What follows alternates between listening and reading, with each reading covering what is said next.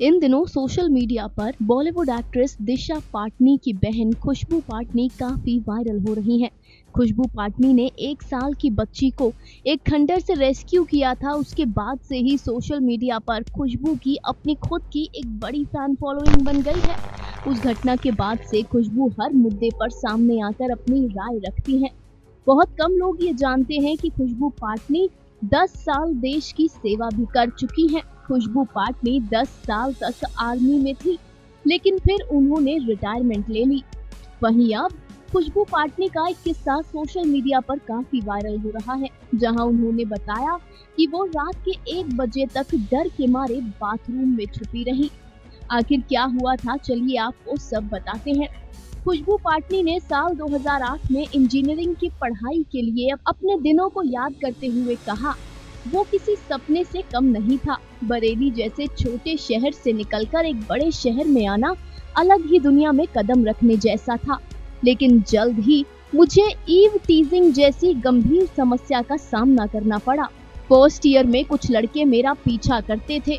धीरे धीरे ये बढ़ता चला गया। शुरुआत में मैं अकेले बाहर चली जाती थी, लेकिन फिर मैंने अकेले जाना छोड़ दिया।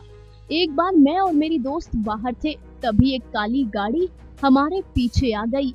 उस वक्त मैंने एक सरकारी महिला टॉयलेट देखा। मैं और मेरी दोस्त वहां चले गए और वहां जाकर छुप गए।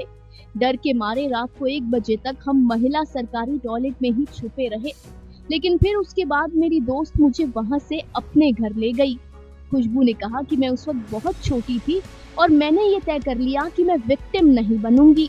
1 हफ्ते बाद मेरे एग्जाम थे, मैंने पढ़ना शुरू कर दिया। मैं सोचती थी कि मुझे रो लेना चाहिए था, लेकिन मेरे ऊपर माँ काली का आशीर्वाद था कि इस घटना के बाद मेरे अंदर एक ताकत पैदा हुई। मैंने ये डिसाइड किया कि मैं डरूंगी नहीं। हमारे कॉलेज में फिर आर्मी मैन इंडियन आर्मी को प्रमोट करने आए। उन्होंने हमें वॉर की तस्वीरें दिखाई, जिसमें महिला ऑफिसर्स भी थी।